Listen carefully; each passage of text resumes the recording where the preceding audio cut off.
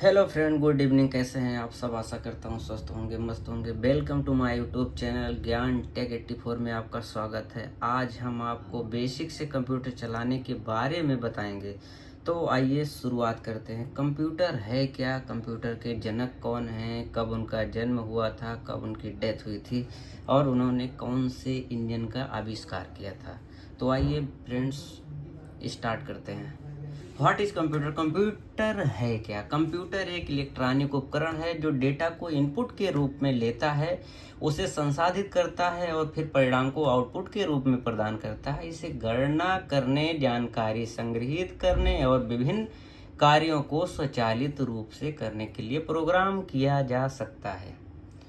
What is the full form of computer? Computer का full form क्या होता है, आइए हम आपको बताते हैं। Common operating machine, purposely used for technological and education research is the full form of computer. Computer का ये फुल फॉर्म होता है। तो आइए जानते हैं कंप्यूटर के जनक किसे कहते हैं। The father of computer, Charles Babbage. Charles Babbage जी को कंप्यूटर का जनक कहा जाता है। उन्हें कंप्यूटर का जनक कहा जाता है क्योंकि उन्होंने आधुनिक कंप्यूटर की अवधारणा की शुरुआत की थी। बेबेज ने 1822 में डिफरेंस इंजन और 1837 में एनालिटिकल इंजन का डिजाइन तैयार किया था। कंप्यूटर को मुख्य रूप से 3 प्रकार में विभाजित किया जा सकता है: एनालॉग, डिजिटल और hybrid computer. Definition of analogue computer, आइए जानते हैं एनालॉग कंप्यूटर होता क्या है। ये कंप्यूटर भौतिक मात्राओं जैसे तापमान, दबाव आदि को मापने और उनके आधार पर गणना करने के लिए उपयोग किए जाते हैं। Next, digital computer. ये कंप्यूटर संख्यात्मक मात्राओं को मापने और उनके आधार पर गणना करने के लिए उपयोग किए जाते हैं। अधिकांश आधुनिक कंप्यूटर डिजिटल कंप्यूटर है। Next, hybrid computer. ये कंप्यूटर एनालॉग और डिजिटल कंप्यूटर के गुणों को मिलाकर बनाए जाते हैं। ये कंप्यूटर दोनों प्रकार की गणनाओं को करने में सक्षम होते हैं।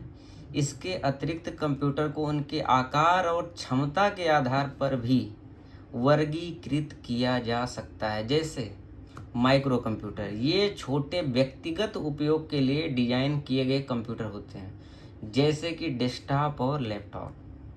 मिनी कंप्यूटर किसे कहते हैं? ये माइक्रो कंप्यूटर से बड़े और अधिक शक्तिशाली होते हैं और आमतौर पर माध्यम आकार के व्यवसायों या विभागों में उपयोग किए जाते हैं। मेन फ्रेम कंप्यूटर, ये बहुत बड़े शक्तिशाली कंप्यूटर होते हैं जो बड़ी मात्रा में डेटा को संसाधित करने के लिए उपयोग किए जाते हैं, जैसे कि बड़ी कंपनियों या सरकारी संगठनों में। Next, super computer.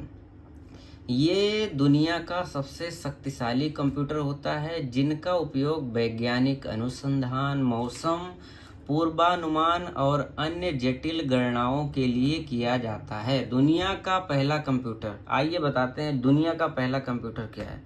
दुनिया का पहला कंप्यूटर एनिएक था, जिसे 1946 में बनाया गया था।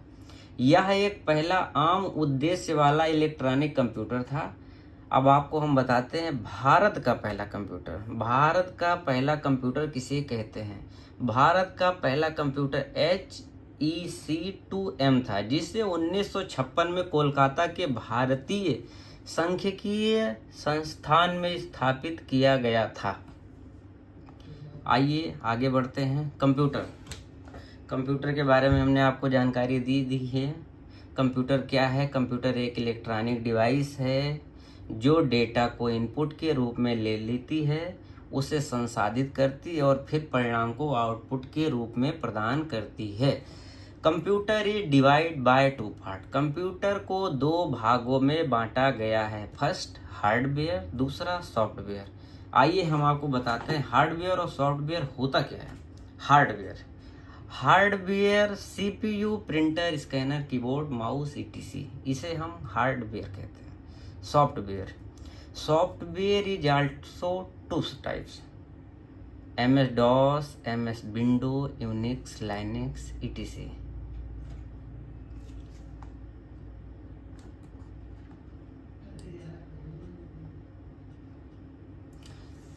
सबसे पहले हम आज आपको बताते हैं कि हम सिस्टम को कैसे ऑन करते हैं, how we can start our computer. सबसे पहले हम पावर सप्लाई ऑन करते हैं, main switch. Next UPS on करते हैं, मॉनिटर ऑन करते हैं, कुछ देर वेट करते हैं, सीधा विंडो कंप्यूटर स्टार्ट।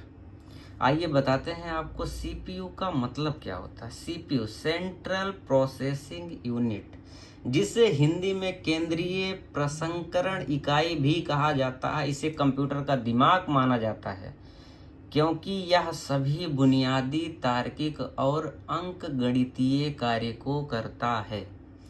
दूसरा यूपीएस। यूपीएस क्या होता है? UPS अनट्रिप्टेड power supply,